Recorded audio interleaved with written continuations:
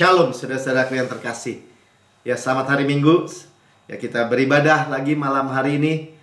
Bersyukur ya bahwa untuk menghadapi dari minggu ke depan, ya, hari pertama kita duduk diam dekat kaki Tuhan, menerima finish work Tuhan. Kita start dari finish, itu luar biasa saudara. Dunia nggak pengenal itu.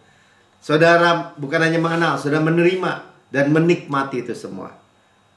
Ya, dan kita bersyukur di tengah-tengah dunia yang sedang gelap gulita. Sebenarnya saudara, ya, di Indonesia aja kita puji Tuhan, ekonominya tetap terpelihara. Dunia ini sedang krisis benar-benar gelap sebenarnya. Ya, famine, apa tuh? Kelaparan. Ya, kalau di zaman seperti Ishak gitu ya, ada kelaparan, atau zaman Firaun dulu ya, zaman Yusuf, kelaparan melanda seluruh bumi. Itu yang sedang terjadi hari-hari ini sebenarnya di dunia kita.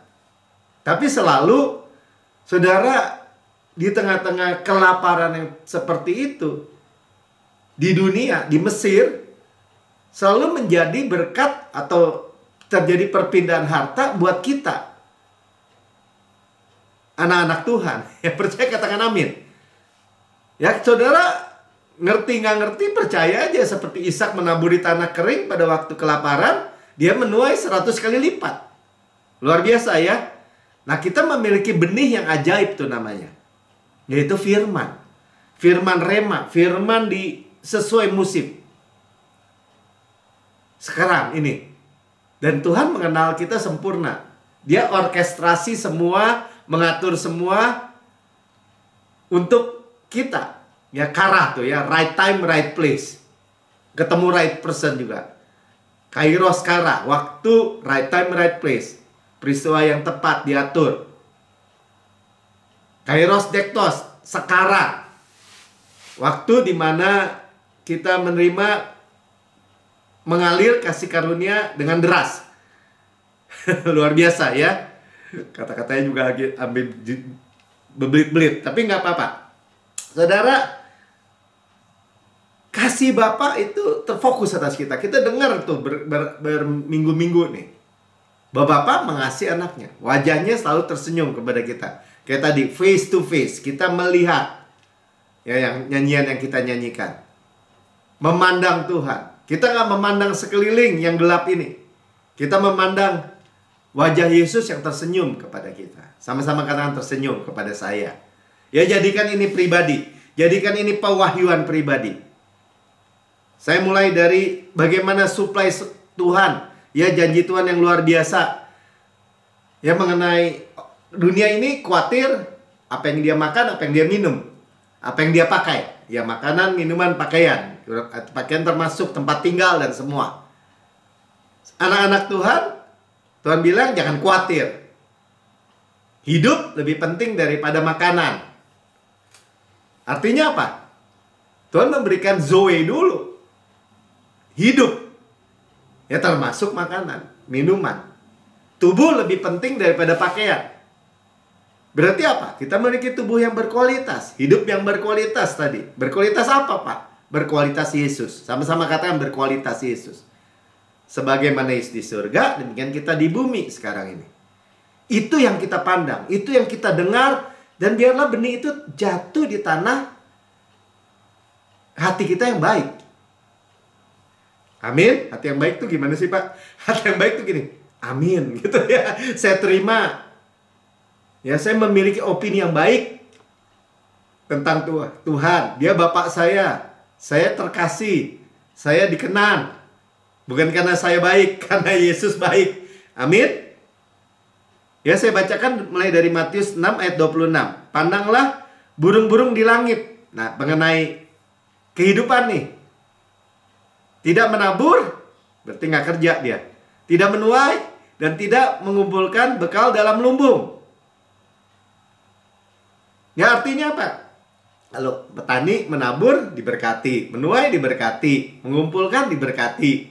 Gitu. Kalau burung, ya jaga seperti itu. Ya, namun diberi makan oleh Bapamu yang di sorga. Berarti semua itu diberkati. ya, menabur, menuai, mengumpulkan, saudara kerja, saudara bisnis, saudara usaha apapun. Ya, diberi makan. Tuhanlah yang memberkati, maksudnya gitu. Burung pipit harganya 1 duit dapat 2. Murah berarti. Kalau 2 duit dapat 5 katanya di Alkitab. Berarti gratis 1. Saking murahnya. Bukankah kamu jauh melebihi burung-burung itu? Sama-sama katakan jauh. Tuhan bandingkan yang gitu aja dikasih makan katanya. Yang murah. Bandingkan kepada dengan kita, terus jauh. Ya iyalah. Artinya kebayang ya, Tuhan tuh bicara bukan hal-hal yang besar yang dipelihara Tuhan, yang kecil Tuhan pelihara, apalagi kamu katanya jauh. Ayat selanjutnya 28 sampai 30. Dan mengapa kamu khawatir akan pakaian katanya. Perhatikan bunga bakung, lily of the valley ya, nama istri saya. Bunga bakung, bunga lili di ladang. Ini bunga rumput aja nih, yang tumbuh tanpa bekerja dan tanpa memintal. Artinya apa? Kalau sudah bekerja memintal, bikin pakaian, itu pun diberkati. Dia aja nggak bikin begitu, ya kan? Dan namun aku berkata kepadamu, Salomo dengan segala kemegahannya pun tidak berpakaian seindah salah satu dari bunga itu. Dari bunga rumput dibilang. Jadi jika demikian Allah mendandani rumput di ladang. Tuh, rumput di ladang. Ada harganya nggak? Nggak ada. Yang hari ini ada dan besok dibuang ke dalam api. Tidakkah ia akan terlebih lagi mendandani kamu, hai orang yang kurang percaya? Bukan dimarah-marahin, kurang percaya. Bukan, ambil yang lebih banyak gitu. Kalau Tuhan bicara, kamu kurang percaya, artinya apa? Kurang ambil gitu. Itu concern Tuhan, apa ya? Keprihatinan Tuhan gitu. Ambil lebih banyak. Ya, pakaian bicara apa tadi? Tubuh. Bukankah tubuh lebih penting daripada pakaian? Kita memiliki tubuh yang berkualitas. Kita nggak berkata, saya udah tua, saya udah ringkih, saya udah kena penyakit ini. Wah, nanti kalau udah tua, Alzheimer, tulang-tulangnya sakit, koropos, jantungnya bahaya, tekanan darahnya tinggi, gula darah, bla bla bla, begitu banyak. Informasi dari luar. Kemarin saya ketemu ada seorang muda, masih muda, ya. Terus dia bilang ini, saya kena panic attack katanya. Khawatir. Orang Kristen. Khawatirnya udah sampai ke dokter gitu. Ya jadi apa tuh? Negative thinking atau apa tuh? Orang bilangnya yang suka pikirin, pokoknya apa-apa tuh negatif gitu dia pikir. Nanti terjadi yang buruk. Overthinking. Nah, itu ada istilah kedokteran kali ya. Overthinking atau istilah psikologis. Sampai parah, saudara. Sampai parah, benar-benar parah. Yang menyusahkan istrinya nanti kalau keluarganya. Kenapa? Karena khawatir. Ya, karena dengar informasi, dia bilang, kenapa? Karena baca buku artikel-artikel tentang kesehatan, tentang gini. Tiba-tiba itu meracuni pikirannya. Jadi pikirannya khawatir, hatinya gelisah, cemas. Tubuhnya stres, saudara. Itulah pekerjaan iblis kayak begitu. Dan saudara dari awal sudah dibilangin. Lempar aja khawatir itu. Terima aja pemeliharaan Tuhan. Sama-sama katakan, lempar aja khawatir itu. Terima aja pemeliharaan Tuhan. Kalau itu penting buat saudara, penting buat Bapak kita. Kita anak yang terkasih. Luar biasa ya. Kita memiliki sesuatu yang berbeda. Jadi saya bilang, ini kan kamu Kristen ya. Kan mestinya adalah minimal 1 ayat gitulah yang kamu tahu. Buat hidup pribadi kamu. Oh iya ada Pak. Filipi 4 ayat 7 kalau nggak salah dia bilangnya. Kan janganlah hendaknya kamu khawatir tentang apa juga, tapi nyatakanlah segala hal kinaan kepada Allah dalam doa dan permohonan cepat syukur. Nah, ini yang ini. Damai sejahtera Allah melampaui segala akal akan memelihara hati dan pikiranmu dalam Kristus. Nah, saya bilang ya itu aja. Coba kamu jalan, kamu pergi, kamu lagi olahraga, lagi berbuat sesuatu, lagi apapun. Damai sejahtera itu shalom. Allah yang melampaui segala akal. Jangan pakai, aduh nanti artikel bilang gini, nanti orang bilang begini, nanti dokter bilang begini. Enggak. Memelihara hati artinya apa? Hatinya nggak gelisah, hatinya nggak cemas. Dan pikirannya kenapa? Nggak khawatir. Nah kita kan kalau hari Jumat belajar, sudah bisa lihat tuh rekaman yang hari Jumat. Banyak ya tentang bebas dari ketakutan, rasa bersalah, dan siklus kekalahan. Kenapa? Karena the power of right believing, ya, kuasa dari percaya benar. Tapi saudara, nggak semua. Ya makanya saudara dan saya mestinya bersyukur lah. Di tengah-tengah dunia, dengan tengah bombardir kabar-kabar busuk, kabar-kabar negatif yang tersebar di mana-mana, di WA group, di internet, di mana-mana deh, di TV, di mana ya.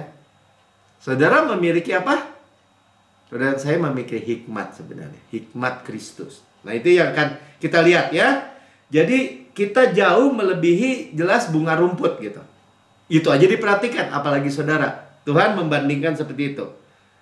Nah kita tidak dapat menemukan iman yang kayak gitu kan iman tuh dari tempat lain selain daripada firman iman, firman Kristus. Sama-sama kanan firman Kristus. Nggak akan menemu iman kalau saudara dan saya misalnya, oh untuk kesehatan saya mesti belajar nih, mesti belajar bagaimana olahraga, bagaimana makan vitamin yang baik, bagaimana untuk diet yang bagus, bagaimana begini begitu. Oh itu memang silahkan aja ya, bukan soalnya berdosa kalau olahraga, diet, makan yang rapi, makan yang baik. Tapi bukan itu. Ya kita bergantung sama Tuhan. Tuhanlah kesehatan kita. Roma 10 ayat 17. Jadi iman timbul dari pendengaran, dan pendengaran oleh firman Kristus. Sama-sama katakan pendengaran, pendengaran. Hearing, hearing. Shema, shema. Tuhan hanya mau kita dengar. Nah orang selalu pakai gini, oh bukan hanya mendengar aja, harus jadi pelaku, harus jadi pelaku. Ya pelakukannya itu adalah melakukan bahwa kita jangan lupa bahwa dosa kita sudah diampuni. Sebenarnya sesederhana itu di Yakobus. Tapi kan kekristenan udah jadi orang nih nggak boleh cuma dengar-dengar doang, harus melakukan. Akhirnya dibawa hukum Taurat lagi, dibawa hukuman lagi. Kita mendengar apa yang jadi timbul iman? Firman Kristus, bukan firman tuntutan hukum Taurat. Firman Kristus apa sih Pak Melki? Ya Injil Kristus. Injil Kristus apa sih? Ya Injil kasih karunia, Injil damai sejahtera, kabar baik, gospel. Amin. Amin ya, jelas ya. Jadi kita nggak ketemukan iman kecuali dari firman iman, firman Kristus. Firman iman apa? Supply. Firman iman apa? Kebenaran iman. Kebenaran hadiah. Kita udah dengar terus. Kita ngerti bahwa kita hidup disuplai oleh Tuhan. Disuplai oleh perbendaharaan surga. Surga terbuka di atas kepala kita. Tuhan suruh pelayan-pelayan, malaikat-malaikat Tuhan bawa semua perbekalan, backup, pemeliharaan, perlindungan, apalagi supply, penyediaan, segala aspek, segala area, segala dimensi kehidupan kita. Karena kita anak yang terkasih. Tuhan di dalam kita di dalam Tuhan, Tuhan Yesus. Luar biasa ya. Sebaliknya kalau hidup dengan informasi dunia tadi seperti orang yang baru saya kenal memang ya. Jadi bisa negatif. Bayangin orang Kristen negatif. Belum lagi orang Kristen yang dijejelin dari mimbar, keselamatan bisa hilang misalnya. Ya hilang saudara. Kesehatannya hilang, keuangannya hilang, keluarganya hilang. Wah Tuhan izinkan, Tuhan izinkan. Mana ada Tuhan izinkan penyakit orang Tuhan menyembuhkan. Apalagi kecelakaan juga. Kerusakan rumah tangga. Orang Tuhan yang membangun kok. Benar-benar harus pisahkan dengan jelas. Benar-benar harus absolut mutlak. Ayub katakan gini, Karena apa yang ku takutkan, tuh ya, fear. Ya, apa yang ku takutkan, apa yang ku takutkan, apa yang ku takutkan, itulah yang menimpa aku, itulah yang datang. Apa yang ku cemaskan, itulah yang mendatangi aku, tuh. Itu kata Ayub. Terjadi nggak? Terjadi. Kan saya sering cerita juga. Dulu belum kenal kasih karunia pun, di keluarga saya cenderung memang ayah saya tuh lebih positif ya. Lebih apa tuh, ngomongnya kadang-kadang hal-hal yang jangan takut gitu ya, jangan khawatir. Itu lebih di keluarga kami itu lebih kerasa gitu. Nah, keluarga kakaknya mami saya, tante, kalau saya nginep di sana, kalau itu saya dengernya hati-hati loh. Maksudnya sih baik ya. Nanti ada maling, nanti ada perampok, nanti ada tukang copet, nanti ada begini, nanti pokoknya yang kayak gitu aja, sering gitu. Nanti naik kendaraan umum, dompetnya hilang, dicuri. Anehnya gini, saudara. Benar seperti firman tadi. Jadi magnet kejahatan gitu. Iya benar loh, saudara. Itu secara umum aja, secara dunia. Makanya apa tuh, motivator dunia yang bicara berkatakan positif, percaya yang benar, percaya yang baik maksudnya. Itu laku, saudara, dan bisa mencapai sesuatu yang terjadi kan karena pikiran positif. Tapi capek juga karena pikiran dia. Kalau kita iman Kristus, kalau kita karya Kristus, kalau kita finish work, saya katakan memiliki legal standing yang kuat. Sudah selesai. Segala masalah sudah selesai. Jadi kita tinggal berdiri aja, terima, teguh. Ya, fear not. Makanya dikatakan jangan takut, jangan takut, jangan takut berulang-ulang. Dalam bilang 365 ya perkataan jangan takut ada di Alkitab. Yang cuman harus takut jangan sampai nggak masuk God's rest, tempat penantian Tuhan. Ya, jadi gimana situasi dunia seperti itu, kita dengar firman Kristus. Nah, ini yang kita mau dengar ya. Ini pendahuluannya nih baru nih. Wisdom Kristus, hikmat Kristus. Jadi kalau iblis buat yang gelap-gelap-gelap, buruk-buruk-buruk tengah dunia, Tuhan sedang berbuat sebaliknya, saudara. Katakan sebaliknya.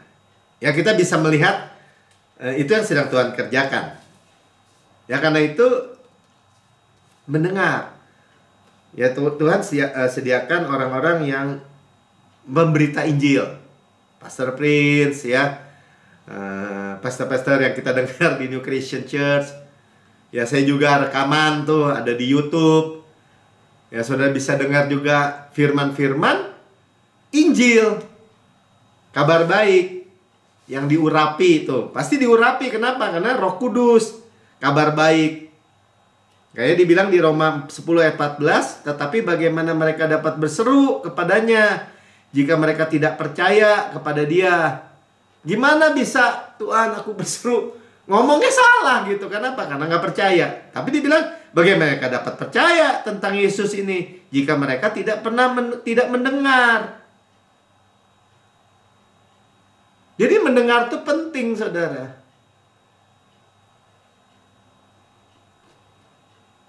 Makanya Tuhan cuma bilang hearing heart tuh, hati yang mendengar.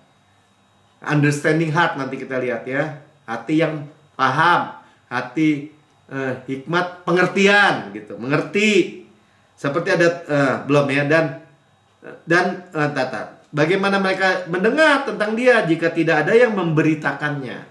Makanya Tuhan siap berikan orang-orang yang memberitakan. Saya anak Tuhan yang menyampaikan isi hati Tuhan aja, delivery boy, memberitakan. Ya, mendengar, bagaimana yang mendengar jika tidak ada yang memberitakan. 15, bagaimana mereka dapat memberitakannya jika mereka tidak diutus. Seperti ada tertulis betapa indahnya kedatangan mereka yang membawa kabar baik. Sama-sama katakan kabar baik itu indah. Dan terima dong. Karena ini kabar Injil. Ya, di seluruh dunia ya kita selalu dengar tuh tadi sebelum firman kan ada praise report. Itu saya cuma ambil satu dari mungkin ribuan gitu ya, surat-surat yang masuk karena mendengar dari rekaman, podcast, apa-apa tuh, internet, pokoknya semua tersebar. Mereka juga bilang, saya adalah kebenaran Allah dalam Kristus. Saya percaya sebagaimana Yesus di surga, demikian saya di bumi. Yesus di surga nggak ada penyakitnya, demikian saya di bumi nggak ada. Jantung Kristus di surga baik, demikian jantung saya di bumi baik misalnya. Amin. Itu luar biasa. Nah, sekarang kita masuk khotbahnya. Kita lihat Salomo, contoh Salomo, orang raja Israel, ya, terkaya. Sebenarnya dia disebut Pastor Pin tadi orang apa, triliuner dolar. Triliuner mesti saya jelaskan, ada dolarnya ya. Yang pertama-tama di seluruh dunia. Dan dia minta apa di dalam mimpinya? Ya, jadi saya baca-baca aja. Saudara perhatikan ayat-ayatnya ya. 1 Raja-Raja 3. Di Gibeon itu Tuhan menampakkan diri kepada Salomo dalam mimpi pada waktu malam. Jadi Salomo menerima kerajaan dari ayahnya Daud. Daud udah mangkat kan, meninggal. Dia diangkat, masih muda, 17 tahun mungkin. Berfirmanlah Allah, mintalah apa yang hendak kuberikan kepadamu. Nah, jadi dengan kejadian Salomo ini, dan Salomo meminta hikmat, kita tahu ya. Kita tahu sebenarnya Tuhan tahu akan Salomo akan minta itu. Dan itu pelajaran buat kita. Jadi kalau ditanya, Melki mau apa? Hikmat Tuhan. Lalu Salomo, belum ya. Ayat 9-10, langsung aja. Dia minta hikmat gini. Maka berikanlah kepada hambamu ini hati yang faham. Nah, itu hati yang faham. Kami sampaikan hati yang faham. Ya, ini hati yang paham ini hearing heart. Hati yang mendengar. Hati yang mendengar, hearing tadi kan. Menimbang perkara untuk menghakimi umatmu dengan dapat membedakan antara yang baik dan yang jahat. Sebab siapakah yang sanggup menghakimi umatmu yang sangat besar ini? Ya, Salomo merendahkan diri, dia bilang saya masih muda. Itu artinya gini, kita udah belajar ya, kasih karunia itu mengalir kepada tempat yang rendah. Kristus, hikmat Kristus mengalir juga kepada tempat yang rendah. Bukan rendah diri, rendah hati, ya, bukan sombong maksudnya. Lalu ayat 10 adalah baik di mata Tuhan bahwa Salomo meminta hal yang demikian. Jadi hari-hari ini di tengah dunia yang gelap ini praktisnya gimana Pak Melki? Ya minta hikmat dan pengertian tiap hari. Minimal gini, Tuhan minta hikmat dan favor juga boleh. Tambahkan terus hikmat. Jadi saudara selalu gini, hikmat tuh apa sih Pak Melki? Hikmat tuh gini, kayak saya selalu ceritakan, anak saya kalau nanya, pi, dalam hati saya, Christ is my wisdom. Jadi sebelum saya menjawab, saya minta hikmat Tuhan. Christ is my wisdom. Sebelum menyampaikan firman, saya bilang, Christ is my wisdom. Amin. Ya, kalau pengetahuan itu lebih long term ya. Oh, saya tahu nanti minggu depan akan terjadi begini karena Tuhan sudah bilang. Misalnya kayak Firaun mimpi kelaparan akan terjadi 7 tahun ke depan misalnya. Itu pengetahuan. Itu semua pemberian, saudara. Kalau hikmat tuh benar-benar di saat itu. Ya, dan Tuhan bilang ini waktu dia minta wisdom. Sekarang kita bicara hati yang paham tadi, hearing heart tadi, hati yang mendengar tadi itu minta hikmat. Dah gitu aja biar gampang. Ya, Bapak suka. Jadi kita tuh nggak usah bimbang. Kita nggak usah bilang, aduh dikasih apa enggak ya? Iya apa enggak ya? Kita tahu Bapak kepada anaknya yang terkasih, saudara dan saya, dia mau kita tuh minta hikmat, supply hikmat. Ya, Yakobus 1 ayat 5. Tapi apabila di antara kamu ada yang kekurangan hikmat, hendaklah ia memintanya kepada Allah. Makanya Yakobus bilang kita mesti sense-nya selalu tiap hari minta hikmat Tuhan. Kenapa? Karena kita selalu kurang. Di tengah-tengah dunia begini bombardir, bagaimana kita bisa punya keputusan begitu banyak, harus gini, ini bener apa enggak. Yang memberikan kepada semua orang, sampai bilang begitu ya, dengan murah hati. Ya, jadi murah hati itu dia tuh tidak dengan nggak ditahan gitu, nggak ditahan-tahan. Ya jangan dong, nanti habis nih saya dimintain terus. Bukan tuh ya.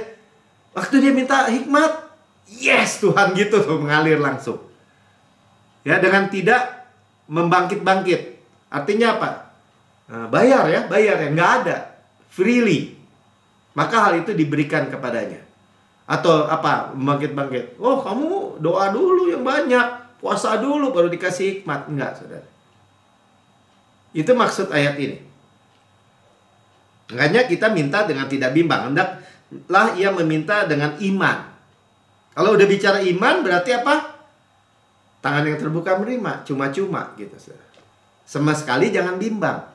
Aduh, saya layak nggak ya? Ya nggak ada urusan, saudara.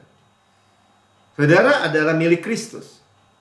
Saudara saya beloved, well pleased, ya, terkasih dan dikenal. Makanya cuma jangan bimbang aja, dikasih nggak ya?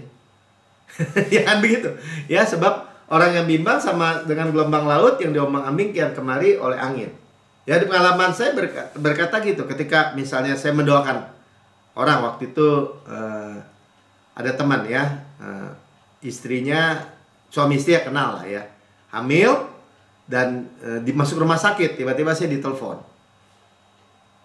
Jadi saya datang, ternyata ada kista katanya, atau ada apa tuh? Ya, ada kista lah di kehamilannya, baru 3 bulan atau berapa bulan ya, baru masih kehamilan muda lah. Kemudian dia bilang, ini ada tim dokter yang berkata jangan dioperasi, ada tim dokter yang bertentangan berkata harus dioperasi karena bahaya. Yang bilang tidak boleh operasi karena ini anestesi bisa membahayakan bayinya. Yang bilang begini, nggak apa-apa, nanti kalau waktu bayinya keluar baru kistanya diambil, misalnya begitu. Nah, saya nggak ngerti bayi, saya nggak ngerti kista, saya nggak ngerti kandungan. Saya bilang, Tuhan, Christ is my wisdom. Tuhan harus gimana nih? Ya, seketika Tuhan bilang, kasih tahu tuh sama si Emi. Ya. Sekarang, pertama saya bilang gini, Tuhan, ini istri orang nih, anak orang, kasih tahu aja, ngomong langsung sama suaminya. Tiba-tiba suaminya bilang, lagi di dalam doa ya, di dalam doa. Ini katanya, kata Tuhan, silakan pilih, kamu mau operasi atau mau mujizat. Ya, singkat cerita, di tempat tidur, ini yang lagi kesakitan, dia bilang ini, saya terima mujizat. Boleh nggak? Boleh. Orang suruh pilih. Singkat cerita, kita doa, Tuhan terima mujizat, tidak sakit lagi, kistanya tidak berpengaruh buruk kepada bayinya, bla bla bla, di dalam nama Tuhan Yesus, amin. Wah, dia langsung bangun, udah nggak sakit lagi Pak Melki. Wah, semua senang kan. Singkat cerita, besoknya pagi-pagi saya ditelepon, Pak Melki katanya, ini dioperasi terus bayinya meninggal. Jadi bayinya meninggal gitu, keguguran kan jadinya kan. Yang saya stres, bingung kan, ini gimana sih Tuhan gitu kan. Nah, lama dia mengalami apa ya, trauma dan semuanya. Pokoknya singkat cerita, sebulan kemudian saya ke rumahnya. Sebenarnya gimana sih ceritanya waktu itu?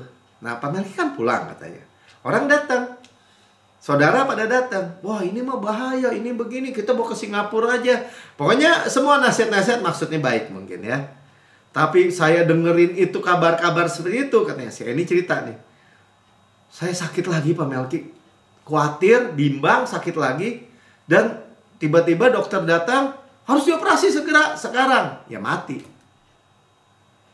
Saudara, itu pelajaran buat saya kan. Ini saya masih bersambung nih ceritanya. Oh, berarti kalau minta hikmat sama Tuhan nih jangan bimbang, udah gitu aja. Nah, kemudian Berapa waktu kemudian, lama juga ya, saya belum merit kayaknya ya. Apa udah tuh? Lupa, waktu melahirkan Sharon ya. Oh belum ya, nanti melahirkan Sharon. Saya jadi ingat.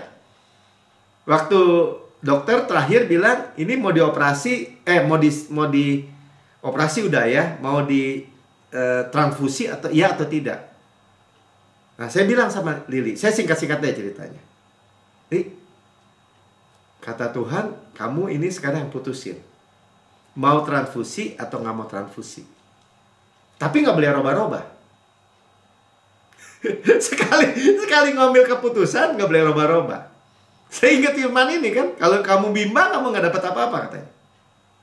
Saya ingat juga peristiwa teman saya James dan Annie itu tadi. Jadi Bu Lili dengan polosnya bilang gini, ya udah kan kita udah doa, ya udah nggak usah ditransfusi. Dalam hati saya, lu nggak denger ya, dokter tadi bilang kalau ini darahnya oksigennya kurang, HB-nya udah turun terus, grafiknya kalau kurang, anaknya bisa tidak berkualitas karena dia habis operasi juga. Tidak berkualitas lebih mengerikan daripada banyak hal lah ya. Sudah bayangin ya, kalau anaknya jadi nggak berkualitas tuh ya gampangnya jadi bego lah gitu. Tapi kita percaya, Tuhan terima kasih, kami udah berdoa, mintalah diberikan kepadamu, carilah mendapat, ketuk dibukakan.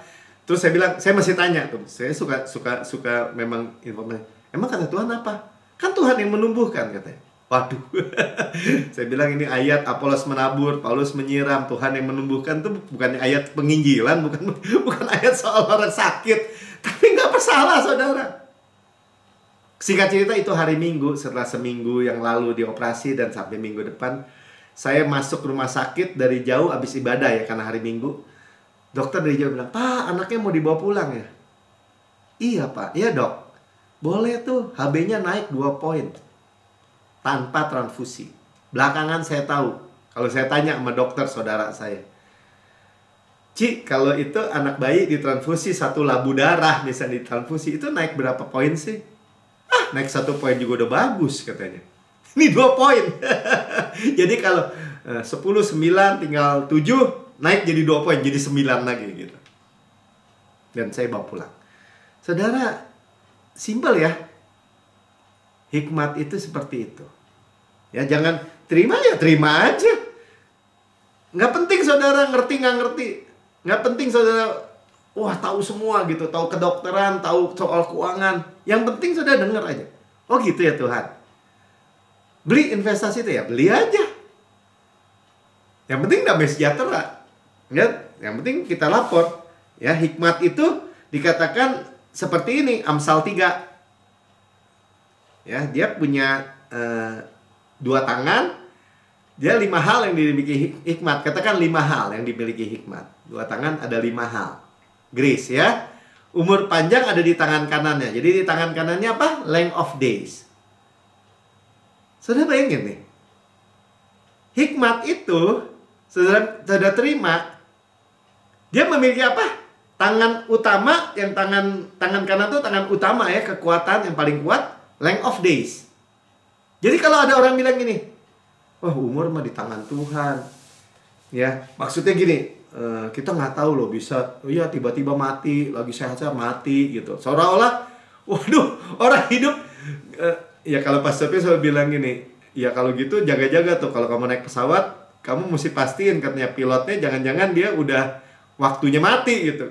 Kalau pilot waktunya mati di udara, di ketinggian 10.000 kaki, ya pesawatnya jatuh saudara.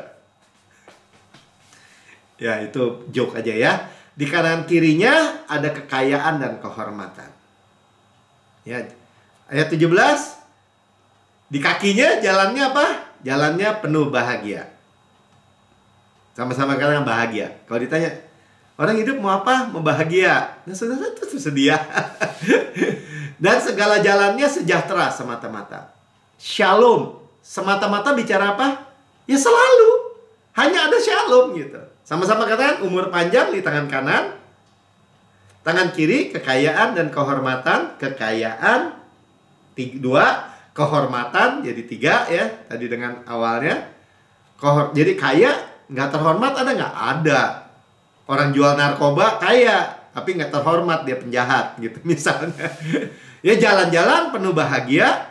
Jadi saudara jangan pernah berpikir, belum tentu loh, belum tentu bahagia loh. Waduh, kalau menikah belum tentu bahagia loh. Jangan pikir begitu, saudara. Jalan saya penuh bahagia. Saudara di mana jalan ya penuh bahagia dan sejahtera semata-mata. Ini hal yang dimiliki hikmat, dan hikmat itu adalah pribadi. Pribadi, nanti kita baca ya, pribadi Yesus ya. Ini juga disebutnya kalau di dalam bahasa Inggrisnya Lady Wisdom, ya pribadi, Lady Wisdom. Digambarkannya sebagai lady itu perempuan terhormat yang wisdom, hikmat. Ya, makanya ayat Psalm 4 ayat 7 dan 8 dikatakan gini. Permulaan hikmat ialah perolehlah hikmat. Jadi wisdom is the principal thing. Tadi makanya kan Salomo minta apa kata Tuhan? Minta hikmat. Hearing heart. Tadi ya, hikmat itu hati yang faham. Sama-sama hikmat itu hati yang faham. Ya, understanding heart. Ya. Dibilang the principal thing, hal yang utama, yang pertama-tama. Amin. Ya, dan dikatakan dengan segala yang kau peroleh dengan pengertian. Jadi hikmat dan pengertian itu satu kesatuan ya. Hikmat, wisdom, dan pengertian. Pengertian understanding tadi, understanding heart. Ya, nanti kita makin makin dalam ya. Understanding heart tuh apa sih Pak Melki? Ya, understanding heart tuh bicara juga tajam gitu. Ya, memiliki ketajaman. Nah, hikmat itu memiliki apa? Jalan keluar. Kan Kristus hikmat dan kebenaran, ya, kekudusan, penebusan. Nah, itu kita memiliki itu semua. Jalan, kebenaran, dan hidup misalnya. Pokoknya dengan hikmat itu saudara memiliki solusi. Sama-sama katakan solusi. Nah, Tuhan senang kan? Kita balik lagi ke belum ayat 8-nya. Junjunglah dia. Nah, ini jadi hargai gitu. Junjung itu kan dijunjung di atas, ya, mahkota ya. Maka engkau akan ditinggikan. Kita tinggikan hikmat, hikmat tinggikan kita. Engkau akan dijadikan terhormat. Nah, makanya jadi hikmat itu memberi kita terhormat apabila engkau memeluknya. Artinya apa? Sebenarnya kita yang dipeluk, saudara. Kita dipeluk. Ayat yang lain katanya Lady Wisdom memeluk kita. Ata, ya, Shekinah glory, kemuliaan. Ada kehormatan dan kemuliaan. Sama-sama kan kehormatan, kemuliaan. Ini Yesus semua nih ceritanya. Saudara nggak dijadikan ya, kaya sih kaya, tapi hasil korupsi tuh, nyuri misalnya, bukan saudara. Akhirnya ngerampok, akhirnya jual narkoba misalnya, bukan saudara. Hormat, kehormatan. Amin. Ya, banyak bahkan hamba-hamba Tuhan gereja-gereja besar akhirnya ya hasil manipulasi tuh. Perpuluhan dimanipulasi, ditakut-takutin jemaat. Kalau saya bilang, saudara kalau membalikan perpuluhan jangan mengembalikan dengan di bawah hukum Taurat, di bawah tuntutan. Mendingan jangan, mendingan benar-benar jangan kalau dituntut. Tapi kalau disuplai beda, saudara. Ya, roti yang kita makan, benih yang Tuhan berikan, Tuhan semua yang berikan, modalnya dari Tuhan maksud saya. Yang melakukan Tuhan juga. Sekali dari dia, oleh dia, untuk kemuliaan Tuhan. No problem. Ya, diberkati untuk menjadi berkat. Beda, saudara. Dengan sukacita, beda, saudara. Di bawah supply. Amin. Ya, kembali ke Salomo tadi, Raja-Raja 3 ayat 13-nya. Nah, jadi Tuhan bilang gini, dan juga apa yang tidak kau minta. Jadi hikmat dikasih ya. Hikmat, pengertian, hearing heart, hati yang paham. Dikasih sama Tuhan. Understanding heart, ya, hatinya terang, tajam. Dikasih semua. Pokoknya kalau saudara, bagi saya tuh hikmat yang seketika tahu saudara. Kalau pengetahuan tadi hikmat dan pengertian atau pengetahuan yang agak panjang gitu waktunya gitu. Oh, saya tahu gitu. Ya. Baik kekayaan maupun kemuliaan. Jadi tangan kiri dia dikasih kekayaan dan kemuliaan tadi kan. Katakan kan di Amsal Di Amsal 3 ya.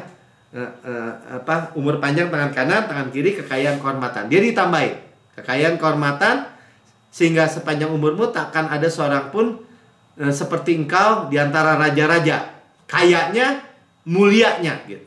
Sampai begitu tuh. Dan jika engkau hidup menurut jalan yang kutunjukkan dan tetap mengikuti segala ketetapan dan perintahku, sama seperti ayahmu Daud. Nah, ternyata tangan kanannya bersyarat nih. Sama seperti ayahmu Daud, maka aku akan memperpanjang umurmu. Daud bicara siapa? Yesus, Bapa kita. Dan Yesus dalam kita, dan kita di dalam Yesus. Makanya kita punya dua tangan. Umur panjang, sama-sama kata umur panjang, kekayaan dan kehormatan. Salomo enggak. Ya, 17 tahun dia naik tata, memerintah cuma 40 tahun. Berarti dia belum 60 tahun juga udah meninggal dia. Nggak memiliki length of day. Kenapa? Istrinya 700, gundiknya 300. Dan mereka membawa Salomo itu teralih untuk nyembah berhala tuh. Pasang berhala-berhala bininya banyak banget gitu. Sama concubines tuh tadi gundik-gundiknya 1000. Mertuanya 1000 juga. Kali 2 laki perempuan. Gimana nggak mabok hidupnya? Ya, jadi pendek umurnya. Ya, pendek umurnya. Saudara tidak ya? Kita baca benar-benar nih 1 Korintus 1 ayat 30. Sama-sama katakan, Kristus bagi saya adalah hikmat. Christ is my wisdom. Saudara, lebih simpel sekali. Ya, Christ is my wisdom. Kristus hikmat saya. Ya, tetapi oleh Dia, Yesus, kamu berada di dalam Kristus Yesus. Ya, kita ada di dalam Kristus Yesus. Jadi kalau orang bilang gini, kamu di dalam Kristus dapat apa gitu? Ya, oleh Allah menjadi hikmat bagi kita. Ya, saya selalu bilang juga, kalau saya di dalam Yesus, saya aman. Karena Kristus ada kota benteng, kubu peranan, perlindungan, gunung batu, perisai, menara. Kalau Yesus dalam saya, Yesus itu hikmat. Nah, itu kan. Ia membenarkan, menguduskan, menebus kita. Sebenarnya bahasa Inggrisnya bilang apa? Dia hikmat. Yang kedua, dia kebenaran. Sanctification apa? Kekudusan, tuh kan? Ya. Jadi bukan membenarkan, tapi benar-benar kebenaran. Bukan menguduskan bahkan, tapi kekudusan kita, penebusan kita lebih kuat. Kristus ada hikmat saya. Kristus ada kebenaran saya. Saudara, saya mengalami tantangan soal kekudusan. Kristus ada kekudusan saya. Katakan, amin. Lengkap kita. Christ is my wisdom. Lengkap, kita memiliki dua tangan itu. Belum jalan-jalan tadi ya. Penuh bahagia. Hanya ada shalom doang.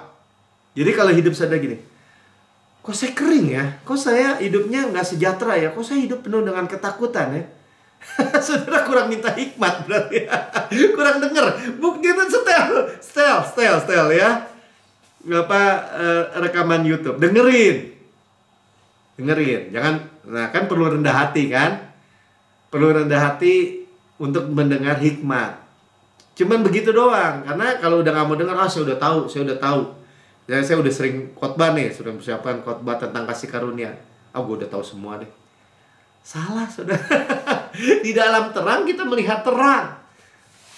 Ada pewahyuan yang baru lagi. Ada sesuatu lagi yang memberikan semakin kuat.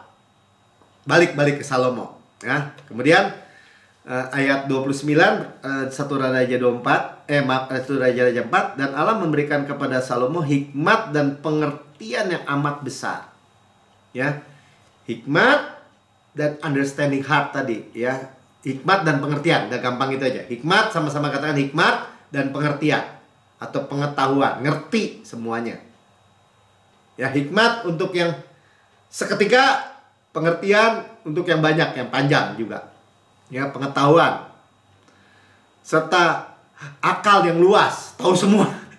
Luar biasa ya, seperti dataran pasir di tepi laut, digambarinnya gitu. 30, sehingga hikmat Salomo melebihi hikmat segala Bani Timur, melebihi segala hikmat orang Mesir. Ya, hikmat orang dunia yang baik-baik dari timur. Ya, wise man datang mencari Yesus, mencari hikmat. Ya, hikmat Mesir artinya apa? Orang dunia punya hikmat. Wah, hebatnya orang dunia bisa menemukan pengetahuan, bisa ke bulan, bisa ke Mars. Salomo melebihi. Makanya banyak orang Yahudi kan yang bikin Facebook, Twitter, orang-orang Yahudi semua. Apalagi musuhnya saudara dan saya. Ya, dan ia lebih bijaksana daripada semua orang. Wise man. Wisdom. Dari pada orang Etan, orang Ezrahi itu, dan daripada Heman, Kalkol, dan Darda, dan orang anak-anak Mahol. Sebab itu yang mendapat nama di antara segala bangsa sekelilingnya. Ya, Ratu Sheba aja datang untuk melihat, mendengar hikmat Salomo. Luar biasa ya. Dia mengubah 3.000 Amsal. 3.000 Amsal. Ditulis, dicatat tuh semua ya. Amsal-Amsal kita sampai Amsal 31 ya. Baca tiap hari. Kalau saudara bilang perlu hikmat, baca Amsal. Ya, ke sumbernya tuh langsung. Mata airnya. Dan nyanyian 1005. 1005. Begitu banyak. Ya. Dan paling berhikmat. Jadi ternyata Tuhan berikan ketika kita minta. Supply dari Tuhan. Amin. Ya, jadi saudara jangan bilang ya, dan Salomo sangat kaya kan? Dia kan triliuner pertama katanya. The first trillionaire dollar pertama di seluruh dunia ini. Dan nggak ada yang sampai hari ini, mungkin kalau dihitung secara uang hari ini, nggak ada yang lebih kaya dari Salomo ya. Dan bagi kita itu bukan soal kekayaan. Saya bacanya dengan cepat ya, 1 Timotius 6 ayat 10. Karena akar segala kejahatan ialah cinta akan uang. Jadi bukan uang. Uang itu adalah hamba yang baik, tapi Tuhan yang kejam. Akar kejahatannya apa? Cinta uang. Jangan cinta uang. Ya, kemarin ada teman juga bilang gitu. Istrinya bilang, aduh pokoknya nih suami saya mah uang aja, cinta uang gitu. Takut kalau misalnya soal uang ribut aja gitu. Nah, ternyata benar ya. Jadi jahat gitu. Maksudnya suka kejam sama istri sama anak-anaknya. Ya, sebab oleh memburu uang lah beberapa orang telah menyimpang dari iman. Nggak punya iman lagi. Belok dari iman. Berarti apa? Balik ke hukum Taurat kalau saya bilangnya sih begitu. Ya, dan mereka menyiksa dirinya dengan berbagai-bagai duka. Padahal apa? Kita tahu di Amsal bilang, Amsal 10, berkat Tuhan yang menjadikan kaya. Dia tidak tambahkan dengan duka cita. Itu hikmat, saudara. Amin. Luar biasa ya. Jadi 2 ciri orang yang punya hikmat Kristus. Ya, cirinya apa? Kita lihat lagi Salomo tadi ya. Jadi ketika kita memiliki hikmat, ciri yang pertama adalah 1 Raja-Raja 3 ayat 15. Lalu terjagalah Salomo, ternyata ia bermimpi. Sekembalinya ke Yerusalem, berdirilah dia di hadapan tabut perjanjian Tuhan. Tabut perjanjian itu gambaran siapa? Gambaran Yesus. Jadi persembahkan korban-korban bakaran, korban sajian, korban keselamatan. Kemudian ia mengadakan perjamuan bagi semua pegawainya. Ya, ada 5 korban sebenarnya, korban bakaran, korban keselamatan, itu shalom ya, termasuk juga korban sajian, korban penghapus dosa, korban penghapus rasa bersalah. Nah, itu luar biasa ya. Nah, jadi ciri yang pertama, dia menghargai Kristus. Tadinya dia bawa persembahan di Gibeon kan, di perjanjian lama, di tempat dulu persembahan buat orang perjanjian lama, hukum Taurat. Tapi sadar, di Yerusalem ada tabut perjanjian. Itu gambaran apa? Yesus. Ya. Keluaran 25 ayat 22 supaya kita paham juga. Ya, dan di sanalah aku akan bertemu dengan kau. Ayat berikutnya, dan dari atas tudup pendamaian itu, ya, mercy seat, dan ada kedua kerub yang di atas tabut hukum itu, Ark the Covenant, ya. Ark itu tabut perjanjian. Aku akan berbicara dengan kau tentang segala sesuatu yang kuperintahkan kepadamu, firman untuk disampaikan kepada orang Israel. Nah, ini waktu Tuhan bicara kepada Musa. Dan kita lihat ya, ark itu yang langsung dicari. Nah, ini kan bagaimana, kenapa gambaran Yesus Pak Melki itu dari kayu kan, kemanusiaan 100%, dilapisi emas, keilahian 100%. Ya, kita memiliki hikmat, nggak ribut seperti hari-hari ini kan. Yesus bukan juru selamat begini-begini. Jadi kita pisah-pisah gitu. Bapa, Anak, Roh, udah nggak bisa ngerti. Udahlah ya. Kita hanya ada Yesus di pusat, ada tudung pendamaian, finish work, ada darahnya. Ya, kalau sudah lihat tuh ada darah di situ. Ya, jadi simpelnya gimana Pak Melki? Orang yang memiliki hikmat selalu fokus kepada Yesus. Itu cirinya, udah gitu aja. Jadi kalau saya dengar orang khotbah mau pendetanya seleb, terkenal, wah hebat, STH-nya ada, doktornya banyak, wah banyak gelarnya, banyak jabatannya. Tapi kalau dia nggak menaruh Yesus di pusat, itu bukan hikmat, itu bukan hikmat Kristus. Pasti tambahkan ini, tuntutan ini, wah hebat. Saudara jangan dengar yang kayak gitu, kalau saya sih. Ya, karena tidak menempatkan Yesus di pusat. Inilah hikmatnya Daud yang Tuhan bilang, Daud beloved, karena kata Daud tuh beloved, orang yang terkasih ya. Aku menemukan Daud orang yang berkenan. Nah, beloved, well pleased, berkenan. Kenapa? Karena hanya Daud waktu itu Tuhan lihat yang mempunyai hati gini, saya mau menaruh tuh Yesus, Ark Covenant itu, tabut perjanjian itu di pusat, di Yerusalem. Nah, itulah saudara dan saya. 2, selalu humble. Nah, ini gambaran setelah dia di 1 Raja 3, kenapa 1 Raja 4? Ya, itu tulis mengenai Salomo yang kayak nggak ada hubungannya. Tentang institusi, administrasi. Dia ngangkat orang-orang. Nah, ini menggambarkan gini, selalu humble.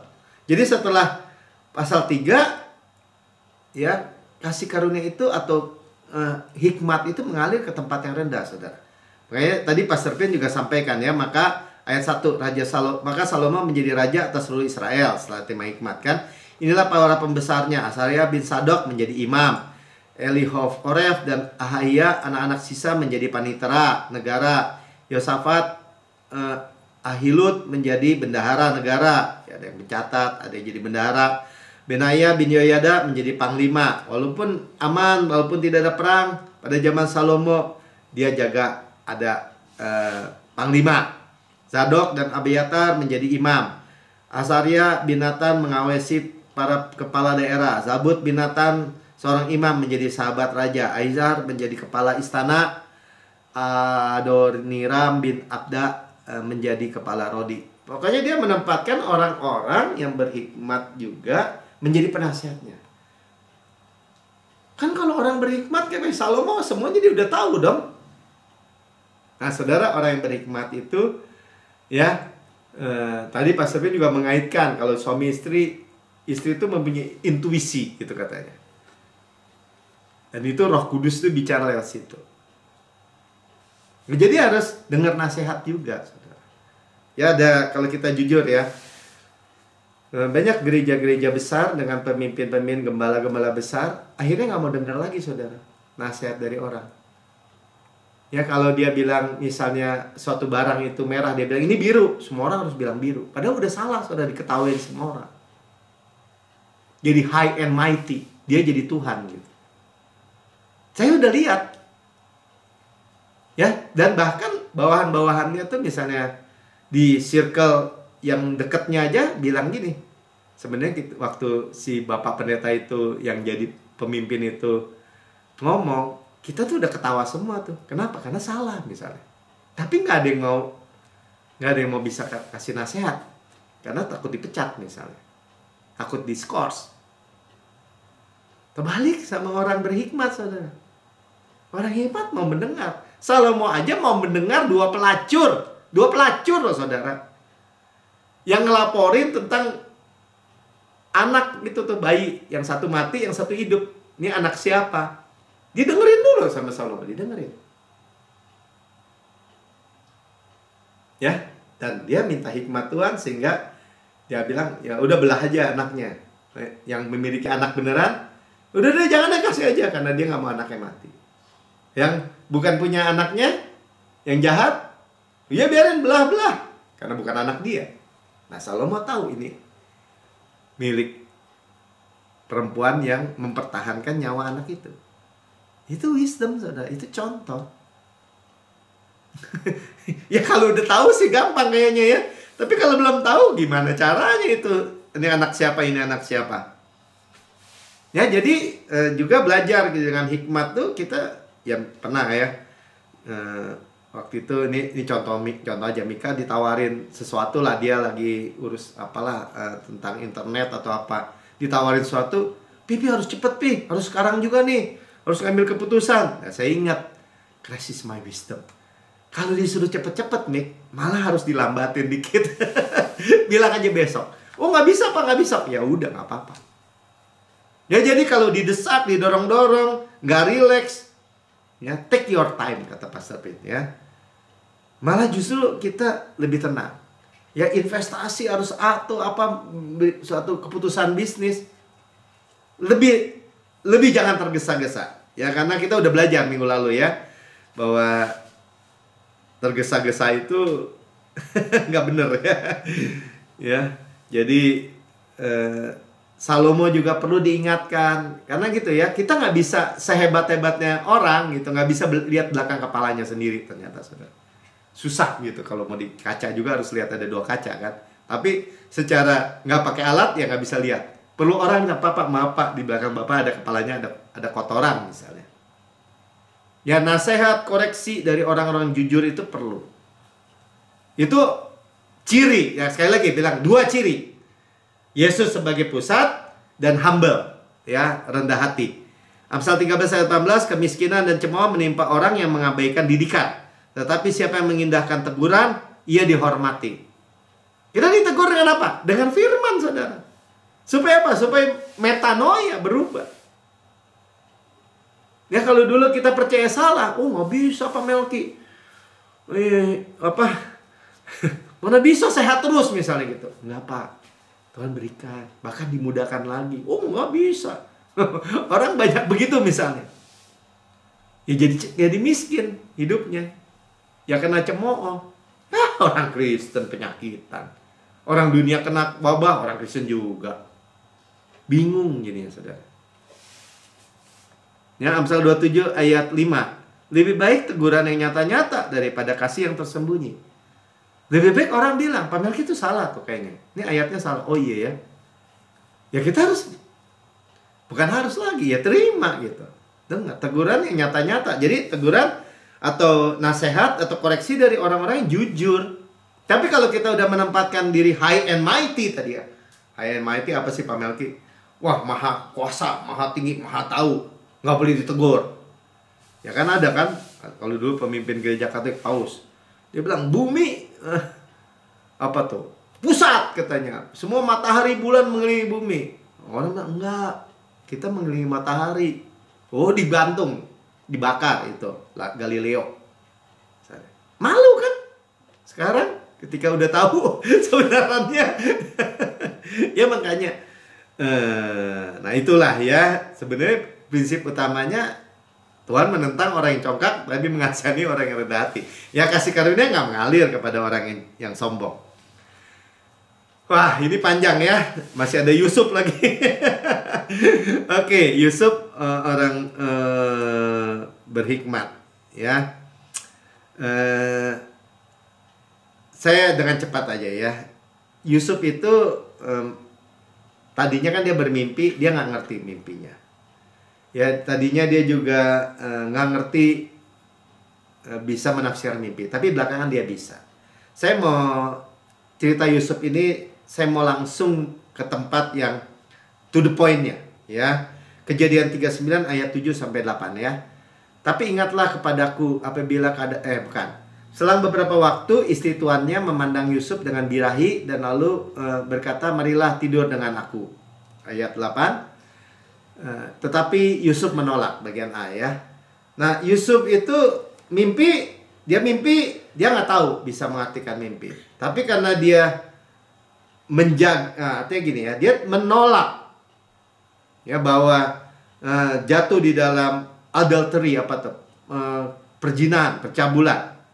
Dia jadi nggak bodoh, saudara. Saya kasih tahu ya, Kejadian 40 ayat 23. Tetapi Yusuf, maaf, Kejadian 40, jadi Amsal 6 ayat 32, maaf, Amsal 6 ayat 32. Siapa melakukan zina tidak berakal budi. Ya, jadi zina itu menentang akal budi. Orang yang berbuat demikian merusak diri. Bahasa Inggrisnya gini, destroy his own soul.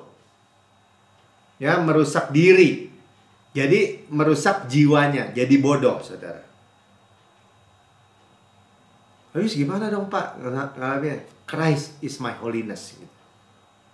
Ya, jadi kemudian kita tahu, sekalipun akhirnya Yusuf itu dimasuk di penjara Firaun, ya dilupakan sama juru minum, ya, tapi setelah 2 tahun kemudian Tuhan gak lupa, dia diangkat dan dia bisa menjelaskan mimpinya Firaun. Luar biasa ya. Nah itu kalau saya panjangin lagi nanti kelamaan. Ya, tapi sudah lihat ya bagaimana, oh, jangan merusak jiwa kita. Ayat terakhir. Karena ini tentang bagaimana kita berhikmat terus prosper dalam segala hal ya. 3 Yohanes 1 ayat 2. Saudaraku yang kekasih, aku berdoa supaya engkau baik-baik dan sehat-sehat saja dalam segala sesuatu ya. Prosper, tuh baik-baik itu prosper, dan in health ya.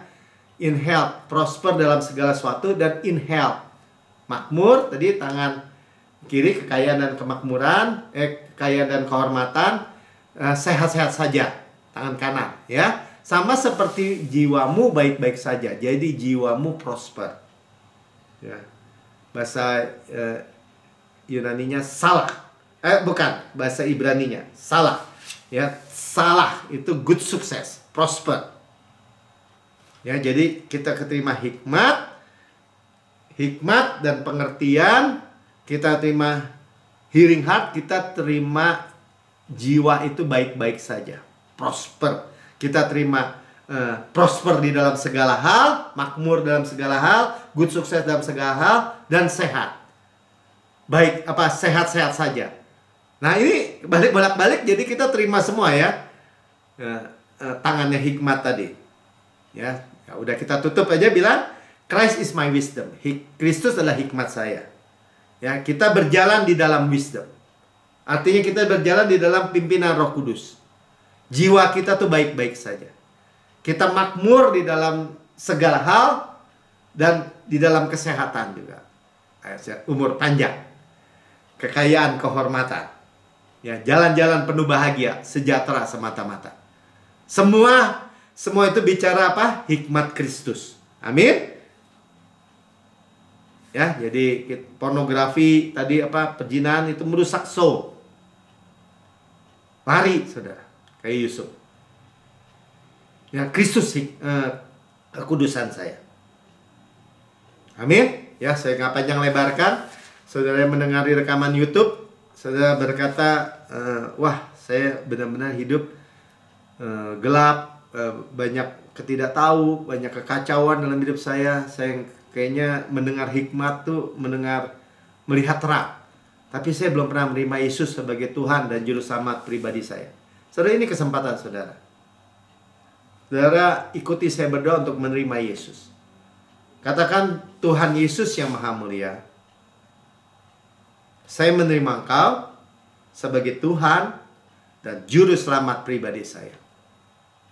Dengan mulut saya mengaku, dengan hati saya percaya bahwa Engkau telah mati buat saya, dibangkitkan karena pembenaran saya, naik surga, duduk di sebelah kanan Allah Bapa, dan mendudukkan saya bersama-sama dengan Engkau di surga.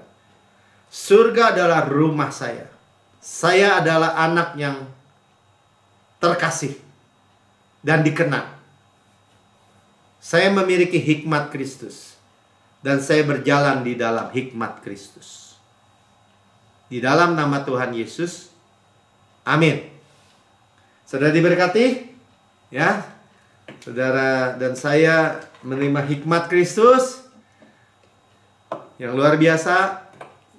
Ya, dunia boleh gelap, tapi saudara akan menerima pemeliharaannya yang luar biasa, bahkan kekayaan, ya, kemakmuran di tengah-tengah famine, di tengah-tengah kelaparan, ya, krisis, inflasi. Ini sedang terjadi, saudara. Jadi sedang terjadi momen saudara dimakmurkan. Ya, jadi apa yang Paulus bilang kita terima, dia sendiri terima dari Tuhan, ya, kita terima sendiri dari Tuhan. Pada malam Tuhan diserahkan, Tuhan mengambil roti, mengucap syukur, memecah-mecahkan dan berkata, inilah tubuhku yang diserahkan bagi kamu. Perbuatlah ini menjadi peringatan akan-aku. Kita memperingati kematian Tuhan sampai Tuhan Yesus datang. Tubuh Kristus adalah benar-benar makanan, darah Kristus benar-benar minuman. Ini hikmat Tuhan, ya. Jadi tubuh Kristus kita akui, discern. Nah, itu discern itu hikmat dan pengertian tuh discern. Ya, tubuh Kristus diremukan supaya kita utuh, sukses, utuh, berkemenangan tanpa susah payah. Ditikam, keluar air dan darah supaya dosa kita dihapus semua. Ya, dicambuk sampai tersingkap tulang-tulangnya, menanggung penyakit dan sakit kita.